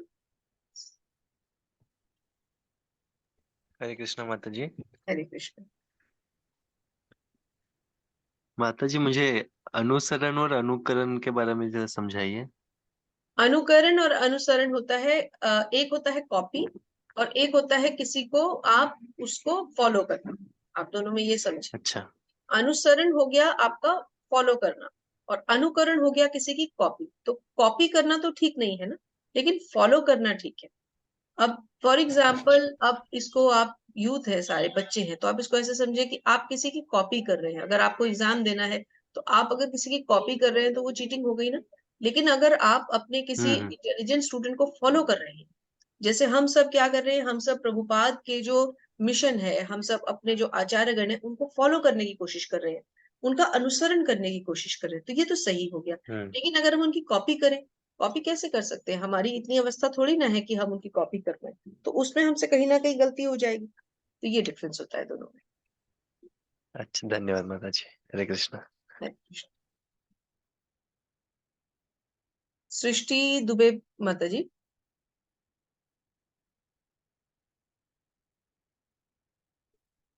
अनम्यूट करें। माता जी मेरा एक अलग प्रश्न है। बोलिए। माता जी, कृष्ण और कृष्णा नाम में कोई अंतर है? सब लोग बोलते हैं कि कृष्णा नाम माला में जपने से द्रौपदी जी का नाम था। आप अगर मरने के बाद ऊपर जाएंगे तो द्रौपदी जी आपका स्वागत करेंगी। नहीं नहीं, कोई अंतर नहीं। हमारे बोलने का तरीका है। हम लोग कृष्ण भी कह सकते हैं, कृष्णा भी कह सकते हैं। देखिए प्रभुपाद ने कहाँ प्रचार किया? अमेरिका में जाकर। वहां तो सब क्रिश्चियन थे और इंग्लिश लोग थे, है ना, वहां की लैंग्वेज तो इंग्लिश थी। तो इंग्लिश में कृष्ण बोलना बहुत मुश्किल है, तो वह कृष्णा ही सिखाया गया। इसीलिए आप देखिए महामंत्र भी जो लोग थोड़ा सा जिनका जो इंग्लिश ओरिएंटेड लोग हैं, वो हरे कृष्णा ही कहते, कहीं से कहीं तक गलत नहीं है। और जब आप कृष्णा कह रहे हैं इसमें, तो भी आप कृष्ण को ही पुकार रहे हैं। यहाँ कृष्णा का मतलब द्रौपदी नहीं। कृष्णा इज एब्सोल्युटली करेक्ट, कोई गलती नहीं है उसमें। हरे कृष्णा। विशाल प्रभु जी, सृष्टि माता जी, और कुछ प्रश्न है? पहले आप कंप्लीट करें। ओके, हैंड डाउन कर लिया आपने। यस विशाल प्रभु जी। हरे कृष्णा माता जी। हरे कृष्ण। माता जी, जैसे आपने कल बताया कि मतलब मतलब बात यह है कि मैं इस्कॉन में जब ये करता था, मतलब उन्होंने मुझे स्टार्टिंग में नीम की माला दी थी माता जी। जब मैंने उनसे पूछा कि तुलसी माला से जब करें, तो उन्होंने कहा पहले आप शुद्ध हो जाओ, 4 माला करो, और वो नॉनवेज वगैरह मत खाओ, भोग लगा के खाओ, तभी आप तुलसी माला से करो। ऐसा तो सही है ये? अभी नीम पे ही स्टार्ट करूं मैं कंटिन्यू? प्रभु जी, वैसे तो हमारे मंदिरों में तो तुलसी माला पहले दी जाती है। कोई कारण रहा होगा हाँ कि उन्होंने आपको क्यों नीम की माला दी। वैसे तुलसी माला से ही स्टार्टिंग किया जाता है, उल्टा नीम की माला बाद में ली अच्छा। जाती है। लेकिन अगर आप हाँ अभी हाँ कर रहे हैं तो कोई बात नहीं, आप फिर किसी दिन वहां जाएं तो उनसे पूछ लीजिए कि प्रभु जी, हाँ। तुलसी माला पे अगर मैं करूँ तो कोई अपराध तो नहीं है, कोई गलती तो नहीं है इसमें। अच्छा। मुझे नहीं लगता वो आपको मना करेंगे। अच्छा माता जी, एक्चुअली अब 8 मंथ हो गए हैं, तो 16 माला भी कर रहा हूँ, तो पूछना पड़ेगा गुरु जी से। देखिए, आप ठीक है माता 16 जी। माला कर रहे हैं तो ये धन्यवाद। बहुत बड़ी बात है। आप ऑलरेडी भगवान का नाम ले रहे हैं। माला तो माला है, किसी भी माला पे आप कर सकते हैं, मगर किया शुरू में तुलसी माला पर ही जाता है। नीम की माला के कुछ अपने अलग अच्छा। नियम होते हैं, तो हाँ हाँ बेहतर है कि आप तुलसी माला पे करें। हाँ माता जी, एक्चुअली प्रॉब्लम ये था कि पहले मैं भी एक्चुअली नास्तिक ही था, तो नॉनवेज वगैरह खाता था, तो सब बंद करके मैंने गुरु जी से पूरी बात बताई थी मैंने उनको, कि मैं ऐसे ऐसे करता हूँ, मैं जब से आया हूँ तब से सब कुछ छोड़ दिया है, कांदा लहसुन भी नहीं खाता, खुद से बनाता हूँ जो भी सब्जी वगैरह है, तो इसीलिए शायद दिया होगा। हो सकता है। बहुत अच्छी हाँ बात है, ओके आपने ओके माता। सात्विक भोजन शुरू कर लिया। कंठी माला पहनी हुई है आपने? नहीं माता जी, अभी वो पहनना है, मतलब हम मार्च में यहाँ जा रहे हैं, हम मायापुर जा रहे हैं, मायापुर और ओडिशा, जगन्नाथपुरी। हरि तो प्रभु जी ने कहा वहीं पे हम ये करेंगे आपका। हरि बोल। ठीक है। कंठी धन्यवाद माला तो माता जी। आप पहन सकते हैं, 2 लेयर की माला पहन सकते हैं। जब तीसरा लेयर हाँ तब हाँ होता है माता जी, जब करेक्ट दीक्षा करेक्ट, होती है। हाँ। हाँ, दीक्षा दो दीक्षा, हाँ माता जी। तो 2 कंठी माला डबल लेयर की आप जरूर पहने, क्योंकि आपने अब लहसुन प्याज छोड़ दिया है और चाय कॉफी भी आप हाँ। नहीं लेते होंगे, तो नहीं कंठी नहीं माला माता आप जी, जरूर चार पहने। रूल फॉलो करता हूँ। हाँ, तो ओके 4 ओके नियम कर रहे माता थे, जी, कंठी धन्यवाद। माला आप अवश्य पहनिए, क्योंकि ये आपको गिरने नहीं देगी, आपको हमेशा पतन से बचाएगी। क्योंकि आपको ये हाँ पता हाँ रहेगा माता जी। कि अब कंठ से नीचे मेरे जो भी जा रहा है वो भगवान का भोग लगा हुआ प्रसाद है, तो मैं कभी गलत ना करूँ। हाँ हाँ। है ना? अच्छा माता जी, और कैसे घर ये में? कंठी माला भी तुलसी की हाँ ही होती है, तो ये आप जरूर पहने। हाँ हाँ माता जी, बिल्कुल। एक्चुअली घर में कैसा है, मैं तो अकेला फॉलो करता हूँ, मैं अलग से बनाता हूँ, तो घर में क्या करते हैं, फिर उसी सब्जी को फिर से कांदा लहसुन से तड़का तड़का मार के खा लेते हैं। बहुत घरों में होता है, थोड़ी सी हमारे दिक्कत घर तो में भी रहती ऐसे ही होता है। था। कोई बात नहीं, एक दिन धीरे धीरे सब प्रसाद खाएंगे, सब छोड़ देंगे, देखिएगा आप। हाँ हाँ माता जी, मैं सब भोग लगा के उनको देता हूँ, पानी वीनी सब कुछ भोग लगा के दे देता हूँ उनको, ये लीजिए ये लीजिए। जब जब मैंने उनको बिना कांदा लहसुन की सब्जियां वगैरह बना के दे दी, तो उन्हें लगा, अरे वाह, बिना कांदा लहसुन के भी अच्छे बन रहा है, अब थोड़ी सी तारीफ हो रही है। हरि बोल। एक भक्त बहुत ओके भक्त माता जी, बना देता है। हरि हाँ माता जी, धन्यवाद। बोल। रवीना माता जी, अनम्यूट करें।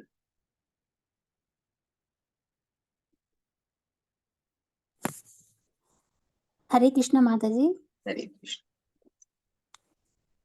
माता जी, जप करने वाले लहसुन प्याज खा सकते हैं? जब करने वाले लहसुन प्याज का सेवन कर सकते हैं या नहीं? माता जी, देखिए, जब तो हम सबसे पहले शुरू कर लेते हैं, ये बात सही है, लेकिन लहसुन प्याज भी आपको साथ साथ छोड़ देना चाहिए। क्योंकि ये गलत हो जाएगा कि आप एक तरफ भगवान का नाम भी ले रहे हैं, उसी जीभा से आप तामसिक चीजों का भी ग्रहण कर रहे हैं, तो आपको तुरंत ही छोड़ देना चाहिए, नहीं खाना चाहिए। जी। मुझे 1 मिनट दीजिए, मैं बैटरी जरा इसका चार्जर ऑन कर दूं, थोड़ा बैटरी कम हो गया। एक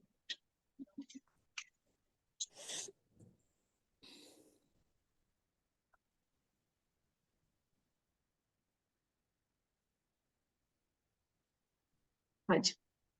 और कोई प्रश्न? वंदना माता जी, हैंड रेज है आपका।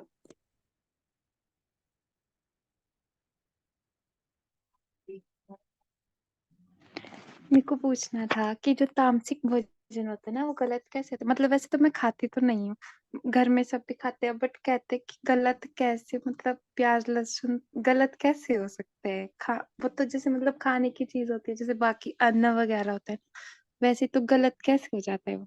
देखिए, इसके पीछे ना कुछ स्टोरीज भी हैं। जैसे कुछ मुझे नाम ठीक से याद नहीं है, एक राक्षस को मारा गया था, तो जहां पर उसका रक्त बहा था, उस भूमि पर जो अनाज, जो फसल पैदा हुई थी ना, वो प्याज था, तभी उसका रंग लाल माना जाता है। तो इसलिए वो उसको हम नहीं यूज करते हैं। और यही कारण है, मसूर दाल के लिए भी ऐसा ही एक रीजन है। और लहसुन भी तामसिक माना जाता है। और अगर आप इसको थोड़ा सा तामसिक के हिसाब से देखें तो इन चीजों में बहुत तीव्रता होती है। अब आप देखिए, अगर आप प्याज खाते हैं तो कैसे आप, कितना तीखा है वो, आपके आंखों में कितना पानी आता है। लहसुन की कहीं सब्जी में डाल रहे हो तो अलग ही एक दूर से स्मेल नजर आती है, सुगंध आती है। तो ये जो तीखी चीजें होती हैं, इनको थोड़ा सा सात्विक लोग छोड़ देते हैं। क्योंकि जितना आप तीखा खाना खाएंगे, जितना आप ज्यादा तीखी स्मेल्स को यूज करेंगे, उतना ही आपके अंदर काम इच्छा, है ना, और ये सब चीजों के ज्यादा वो उत्पन्न होता जाएगा। और सात्विक होने में और शुद्ध सत्व में जैसे हमें जाना है, तो हम ऐसे भोजन को क्यों यूज करें जिसको करने से जो है हमारे अंदर काम इच्छा उत्पन्न हो। काम इच्छा से तो हमें दूर भागना घर है। में तो तामसिक भोजन जो है वो काम इच्छा को बढ़ाता है, इसलिए तामसिक भोजन को छोड़ दिया जाता है। घर में बोलते हैं कि जब 50+ हो जाएंगे ना तब छोड़ना, अभी खा लो, शरीर में ना कमी आ जाएगी। तो ये कैसे पता कि 50+ होंगे? ये गारंटी कौन दे सकता है? क्या कोई गारंटी दे सकता है कि 50+ का टाइम आएगा? ये तो अनप्रिडिक्टेबल है। नहीं। तो फिर जितना जल्दी हो सके हम छोड़ दें। हमें तो इमीडिएटली छोड़ देना है, ताकि अगर किसी भी पल कुछ भी कहीं पर भी हो सकता है, तो हमें ये सब नहीं सोचना कि 50+ होंगे, 60+ होंगे। भगवान की भक्ति के लिए कोई उम्र नहीं, जितना जल्दी अपना ले उतना अच्छा है। और हम कोई ऐसा थोड़ी है कि हम कर्मों को छोड़ के कोई हम संन्यास लेने जा रहे हैं, हम कोई जो है जंगल जा रहे हैं, ऐसा तो कुछ नहीं कर रहे हैं हम तो अपने कर्मों को शुद्ध करने की कोशिश कर रहे हैं। ये तो कोई बुरा नहीं है। जी। उल्टा हमें तो भगवत गीता ये शिक्षा दे रही है, भगवान ये कह रहे हैं कि कर्म करो, कर्म को छोड़ना नहीं है, संन्यास नहीं जाना। वरना भगवान अर्जुन को ये नहीं कहते कि तुम युद्ध छोड़ दो, अपने भाइयों को माफ कर दो। भगवान ने ये तो नहीं कहा कि माफ कर दो अपने भाइयों को और जाओ जंगल में जाके मेरे नाम लो, मेरा भक्ति करो, ये तो नहीं कहा। भगवान ने कहा धर्म की स्थापना करनी है, अधर्म का नाश करना है, इसीलिए तो मैं आया हूँ, युद्ध करो। तो हमें भी अपने कर्तव्य पूरे करने हैं। ठीक है। ठीक है, हरे कृष्ण। आपने वो बुक का क्या नाम बताया था जिसमें हमें पता चलता है कृष्ण कान्हा जी को भावनामृत भोग की ओर कैसे पहला लगाना कदम। है? कृष्ण भावनामृत की ओर पहला कदम। ओके। और किसी का कोई प्रश्न है, या ये पिछले हैंड रेज हैं? एक बार जिनके प्रश्न हो गए हैं वो हैंड्स डाउन कर लें, और केवल वो हैंड्स अप रखें जिनको प्रश्न पूछना है। ओके, रवीना माता जी।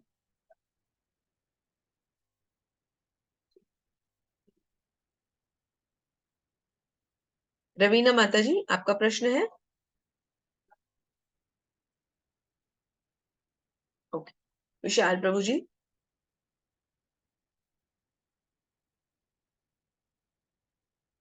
अनम्यूट करें।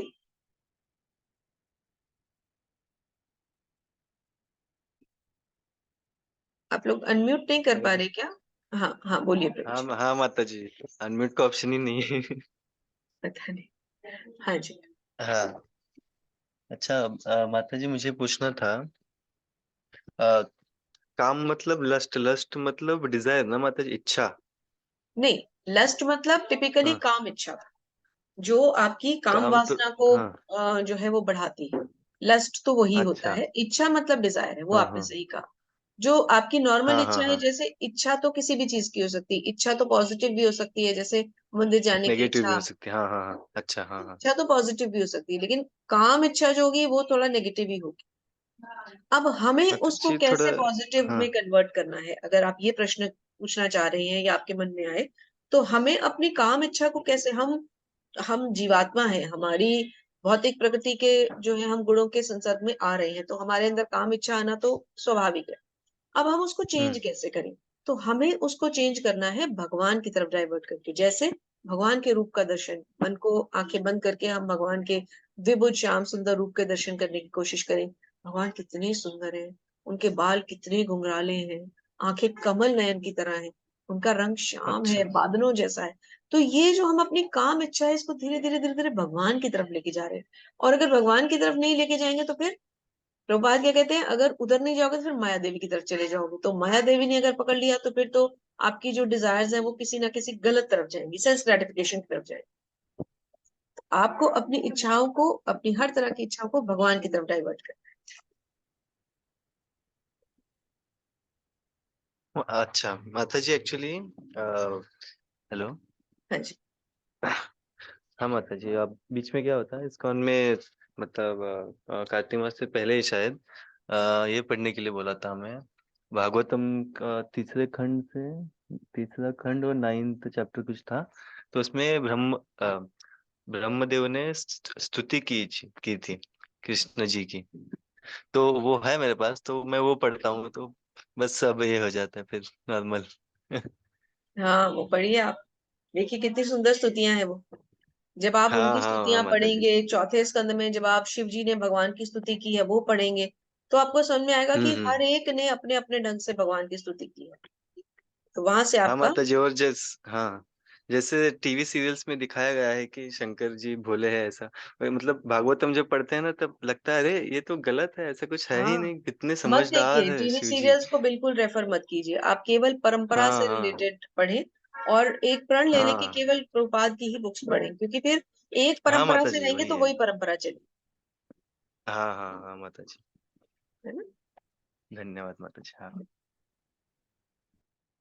तो अब अगर किसी का प्रश्न नहीं है तो हम आपसे आज्ञा लेते हैं, और कल फिर हम इसी समय पे आपके साथ उपस्थित होंगे। 8:50 पे कृपया ज्वाइन कर लें। कल से हम 8:50 पे कीर्तन शुरू कर देंगे। आशा करते हैं आपको आज का सत्र अच्छा लगा। कल पहले जो 3 चैप्टर्स के रीकैप हैं आप थोड़े पढ़ के आइए और क्विज जरूर करिए। तो आप सबका धन्यवाद करती हूँ। दोनों को होस्ट का बहुत बहुत धन्यवाद, अक्षिता माता जी, पवन दुबे प्रभु जी, आप दोनों को धन्यवाद, प्रणाम, बहुत बहुत धन्यवाद। और दंडवत प्रणाम माता जी, हरे सभी कृष्णा। वैष्णवों को प्रणाम करते हैं हम सब। वाञ्छाकल्पतरुभ्यश्च कृपा सिन्धुभ्य च पतितानां पावनेभ्यो वैष्णवेभ्यो नमो नमः। अनंत कोटि वैष्णव वृंद की जय। श्रील प्रभुपाद महाराज की जय। आप सभी सुंदर भक्तों की जय। हरे कृष्णा। आप सभी को दंडवत प्रणाम। किसी का भी कोई प्रश्न अगर रह भी गया हो तो आप कल भी पूछ सकते हैं। तो मीटिंग एंड करते हैं। हरे कृष्णा। आप सबको थैंक यू और दंडवत प्रणाम।